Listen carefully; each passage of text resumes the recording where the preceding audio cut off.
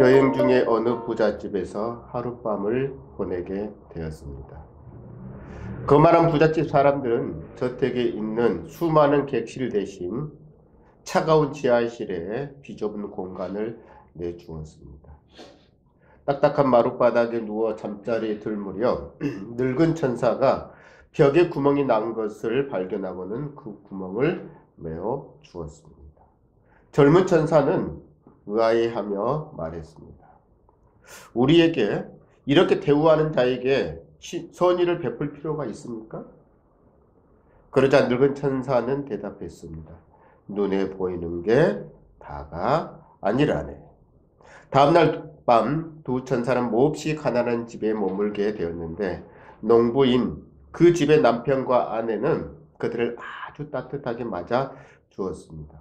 자신들이 먹기에도 부족한 음식을 함께 나누었을 뿐만 아니라 자신들의 침대를 내주어 두 천사가 편히 잠잘 수 있도록 배려를 아끼지 않았습니다.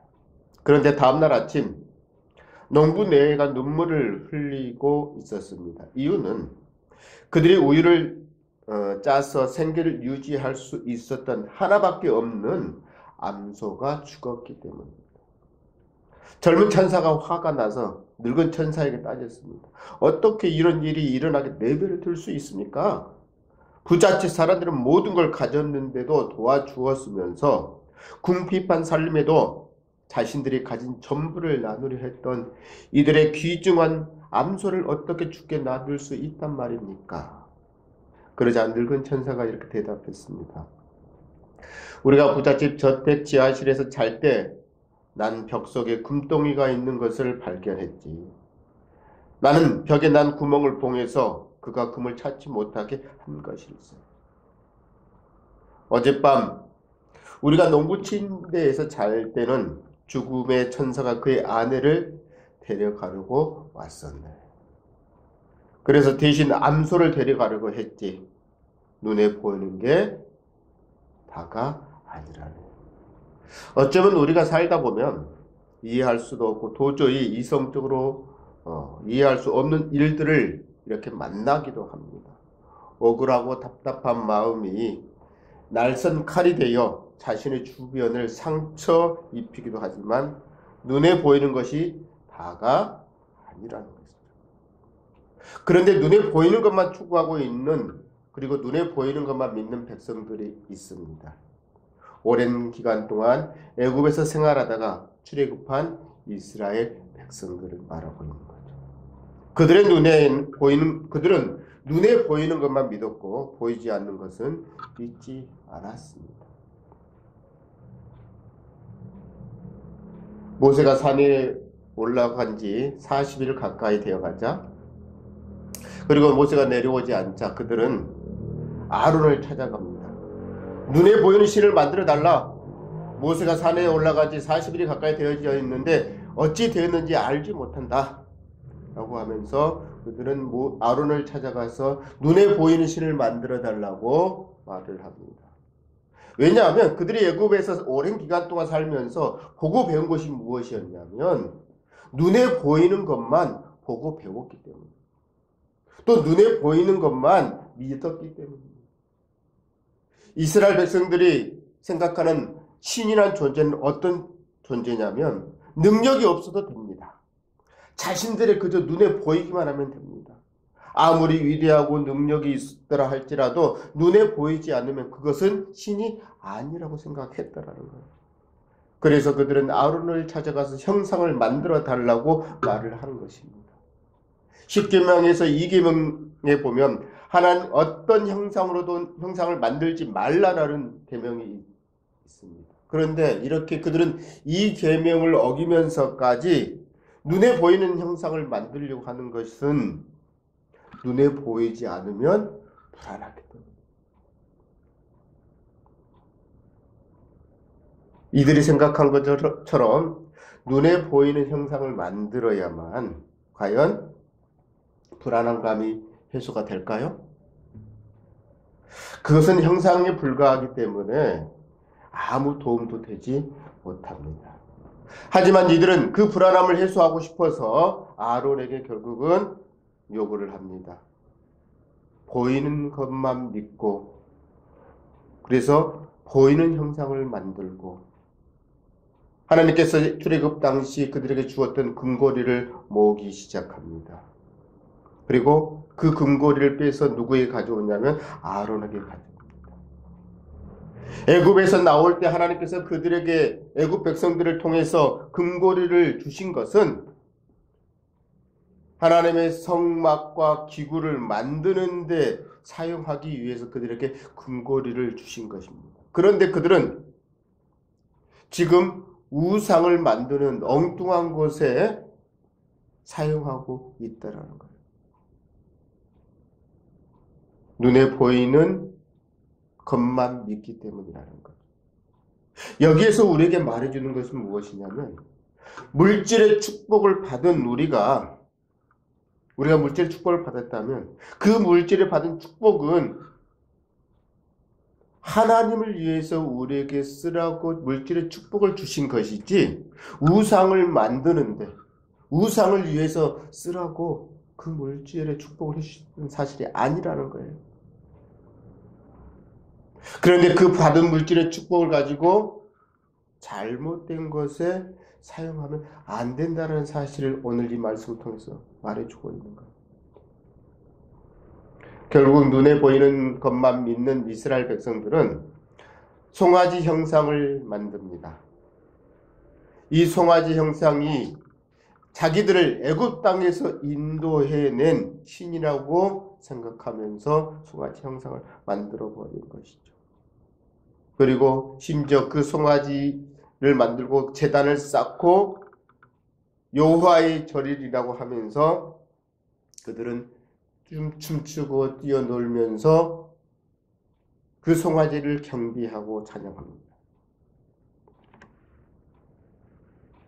그 형상 앞에서 이렇게 뛰어노는 것은 곧 무엇을 말을 하냐면 성적으로 타락한 행동을 의미합니다.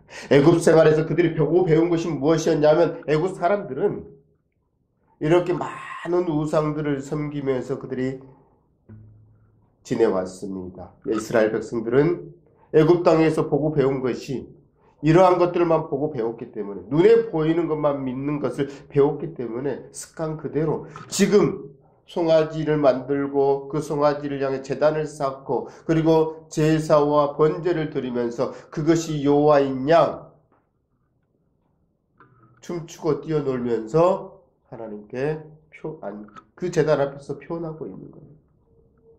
이런 상황을 바라보신 여호와 하나님께서는 모세에게 급하게 모세를 부릅니다. 모세야, 모세야,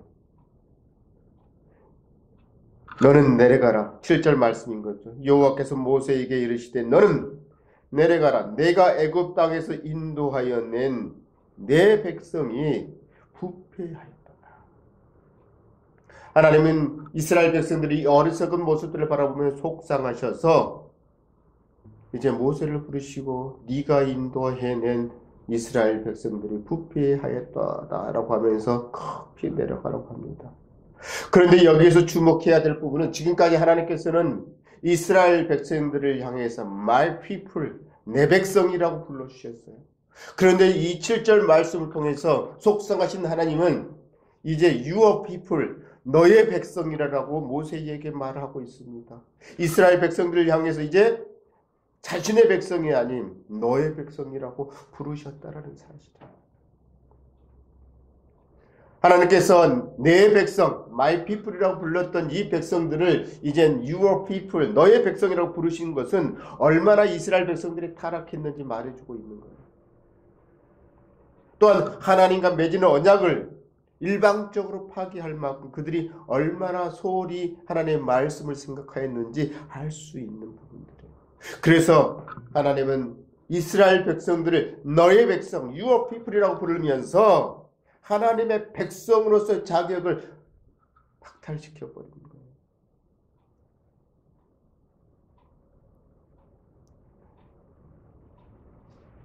보이는 것만 믿고 하나님의 뜻을 거역하며 뜻을 따르지 않았던 이스라엘을 향해서 9절 말씀에는 또 이렇게 말씀하고 계시죠.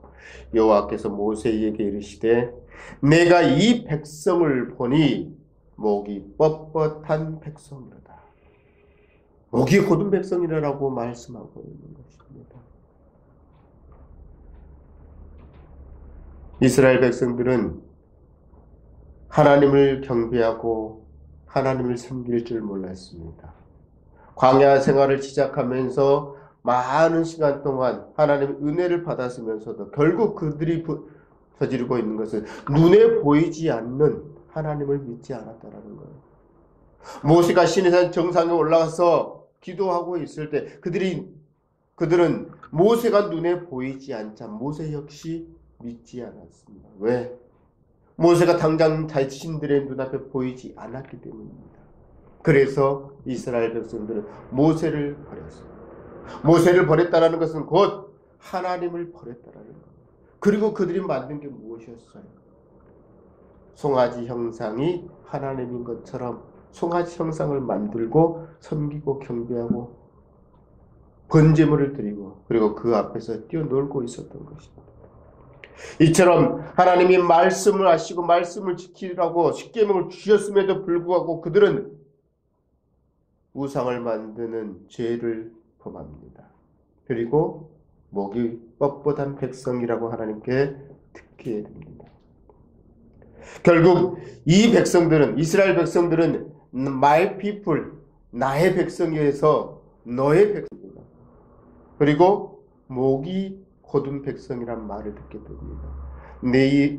your people 그 다음에 곧 목이 곧은 백성이란 말의 의미는 지금까지는 하나님께서 그들과 함께 해주셨지만 이제부터는 그들과의 함께 해주셨던 관계를 끊어버리고 함께하지 않겠다라고 절교를 선언하고 있는 거예요.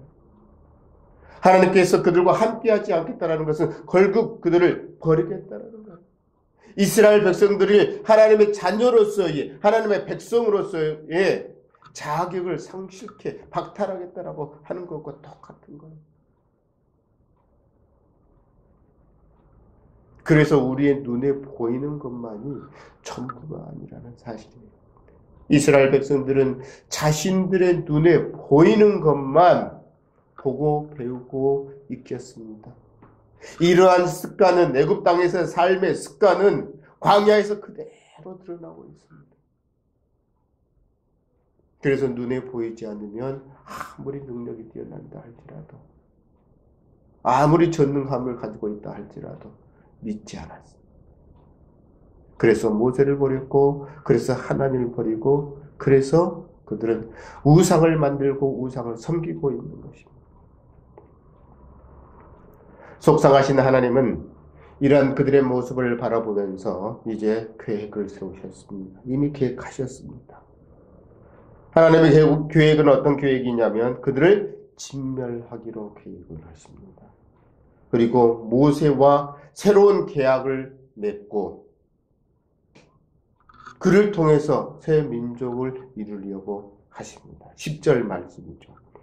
그런즉 내가 하는 대로 두라. 내가 그들에게 진노하여 그들을 진멸하고 너를 큰 나라가 되게 하리라. 속상하신 하나님은 이스라엘 백성들의 행위를 바라보면서 진노하셨습니다. 그래서 내가 하는 대로 가만히 두라. 이 말씀에서 얼마나 하나님께서 그들을 향해 진노하셨는지 마음이 속상하셨는지 알 수 있는 부분입니다. 그들을 진멸하시겠다고 하는 것을 이 말씀 한마디 속에서 내가 하는 대로 가만히 두라 속에서 알 수 있는 하나님의 의지를 알 수 있는 거예요. 그리고 모세에게 이렇게 말하죠. 너로 큰 나라가 되게 하리라. 받아들일 수 있느냐라고 제안하고 있는 거예요. 만일 모세가 이 제안을 받아들였다면 어떻게 됐을까요? 이스라엘 역사는 새롭게 바뀌었을 것입니다. 지금까지 아브라함처럼 믿음으로 의롭다함을 받아서 믿음의 후손이 되었던 그들이 이제는 모세가 오케이 좋습니다 라고 그 제안을 받아들였다면 모세의 율법을 지키고 행위로 의롭다함을 받아야 하는 율법의 후손이 되어졌을 것입니다. 그러나 모세는 하나님의 이러한 제안을 분명하게 거부합니다. 거부의 의사를 표현하는 거죠. 왜냐하면 아브라함처럼 믿음으로 의롭다함을 받은 믿음의 후손이 아니라 모세의 율법을 지켜 행위로 의롭다함을 얻게 된다면 그들은 인생을 살아가면서 인간들은 도저히 율법을 다 지킬 수 없기 때문에 행위로 구원을 얻을 수 없기 때문인 거예요. 여러분이라면은 성경에 있는 말씀, 율법도 그대로 모든 말씀 다 100% 지킬 수 있겠습니까? 절대 인간의 능력으로서는 모든 율법들을 100% 완벽하게 지켜낼 수가 없다는 거예요. 그래서 모세는 이러한 사실을 알았기 때문에 하나님 죄송합니다. 그 뜻을 받을 수 없습니다라고 거부 의사를 분명하게 표시하고 있는 거예요. 그래서 오히려 모세는 하나님을 향해서 호소합니다. 하나님 어찌하여 주의 백성에게 진노하십니까? 11절 말씀에 모세는 그렇게 표현하죠. 모세가 그의 하나님 여호와께 구하여 이르되 여호와여 어찌하여 그 큰 권능과 강한 손으로 애굽 땅에서 인도하여 내심 주의 백성에게 진노하시나이까? 라고 하면서 하나님을 향해서 호소합니다. 만일 하나님께서 정말 저 이스라엘 백성들을 애굽 땅에서 출애굽시켜 구원해 놓고 이 광야에서 멸망시킨다고 한다면 이방인들이 하나님을 향해서 뭐라고 하겠습니까? 12절 말씀은 그래서 그렇게 말하는 거예요. 어찌하여 애굽 사람들이 이르기를 여호와가 자기의 백성을 산에서 죽이고 지면에서 진멸하는 악한 의도로 인도해 내었다고 말하게 하시려 하나이까? 주의 맹렬한 노를 그치시고 뜻을 돌이키사 주의 백성에게 이 화를 내리지 마옵소서 라고 모세는 하나님을 향해서 이렇게 기도하는 거예요. 이방인들에게 애굽인들에게 놀림감이 되어서는 안 되지 않습니까? 하나님 진노하실 것을 멈추시고 그 다음에 진멸하시려고 하는 부분들 멈춰 주시옵소서, 취소하여 주시옵소서라고 이스라엘 백성들을 위해서 모세는 충고하는 거죠. 그렇습니다. 우리는 믿음의 사람들은 잘못된 길로 가고 있는 자들을 보면서 우리는 하나님께 모세처럼 중보하며 기도할 수 있어야 합니다. 그래서 그들을 용서해 주시고 그들이 하나님 앞으로 다시 돌아올 수 있도록 우리는 중보해야 된다는 사실 오늘 본문에서 볼 수 있지 않아요? 또 모세는 이렇게 이제 하나님께 간절히 요구합니다. 하나님 이스라엘 백성들을 진멸하시면 하나님께서 아브라함과 이삭과 야곱과 함께 야곱에게 언약의 말씀을 약속하셨던 것을 지키지 않는 하나님이라고 세상 사람들은 말하지 않겠습니까? 라고 하면서 모세는 하나님께 기도하는 거예요. 13절 말씀 보세요. 주의 종 아브라함과 이삭과 이스라엘을 기억하소서. 주께서 그들을 위하여 주를 가리켜 맹세하여 이르기를 내가 너희의 자손을 하늘의 별처럼 많게 하고 내가 허락한 이 온 땅을 너희의 자손에게 주어 영원한 기업이 되게 하리라. 이렇게 말씀하신 여호와 하나님께서 그들을 진멸하시면 이방 사람들이 모든 세상의 사람들이 하나님은 이 약속을 지키지 않는 하나님이구나 라고 말하지 않겠습니까? 그리고 누가 하나님을 믿겠습니까? 그러니 하나님 나에게 말씀하신 너로 큰 나라가 되게 하리라고 제안하고 이 말씀을 저는 받아들일 수 없습니다. 거부할 수 없습니다 라고 표현하는 거예요.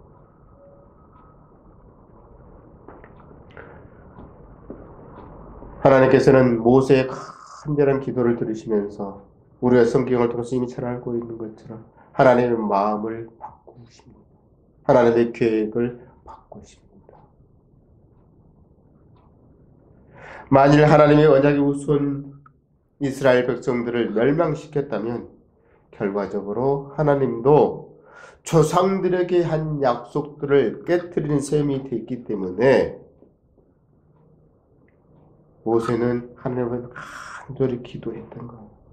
그래서 그 모세의 기도가 하나님의 마음을 얼마나 아프게 했는지 아프게 할 만큼 간절한 기도였는지 그 모세의 기도를 들으면서 하나님은 계획을 바꾸셨다는 거예요. 저는 이 말씀을 준비하면서요, 정말 하나님의 마음을 아프게 할 만큼 간절하게 기도를 해보았는가? 모세는 하나님의 마음을 아프게 할 만큼 간절하게 이스라엘 백성들 향해서 기도하고 있다는 사실. 그래서 하나님의 마음, 하나님이 계획했던 것들을 바꾸어서 진멸하려고 했던 것을, 그 계획을 바꾸기까지 기도했다는 사실이에요. 지금까지 저는 그렇게 기도해보지 못했던 것 같아요. 이 말씀을 좀 하면서 그렇구나. 하나님의 계획을 바꿀 만큼 간절한 기도는 하나님의 계획을 바꿀 만큼 큰 효과가 있구나. 우리가 하나님을 바라보면 하나님 기도할 때 정말 하나님의 마음을 아프게 하는 간절한 기도를 드렸을 때 하나님께서는 계획을 바꾸실 만큼 우리의 소원을 들어주신다는 사실을 다시 한번 깨닫게 됐다는 사실. 저와 여러분이 이렇게 하나님이 계획을 바꿀 만큼 간절한 기도를 드리는 저와 여러분 되어지기를 원합니다. 모세가 아브라함과 이삭과 야곱에 세운 언약에 근거하여 기도하였을 때 하나님의 계획을 바꾸셨다는 사실을 14절에 말씀하고 있어요. 14절 말씀 함께 보겠습니다. 여호와께서 뜻을 돌이키사 말씀하신 화를 그 백성에게 내리지 아니하시니라. 그렇습니다. 하나님은 하나님의 속성상 마땅히 내려야 할 벌을 말씀하시고도 이를 후회하실 만큼 자비로우신 분이에요. 따라서 하나님의 백성으로서 눈에 보이는 것만, 이스라엘 백성들처럼 눈에 보이는 것만 추구하면 안 된다는 사실. 눈에 보이지 않는 하나님께 모세가 간절히 정말 하나님의 마음을 아프게 할 만큼 간절한 기도를 드려보십시오. 그렇다면 하나님께서는 그 계획을 바꾸시면서 그 기도를 드리는 모든 자들에게 복을 내려주실 것입니다. 이스라엘 백성들의 눈에 보이는 것만 추구하지 않았고 눈에 보이지 않는 하나님을 바라보면서 그들이 추구했다면, 기도했다면 자격이 박탈되지 않았을 것입니다.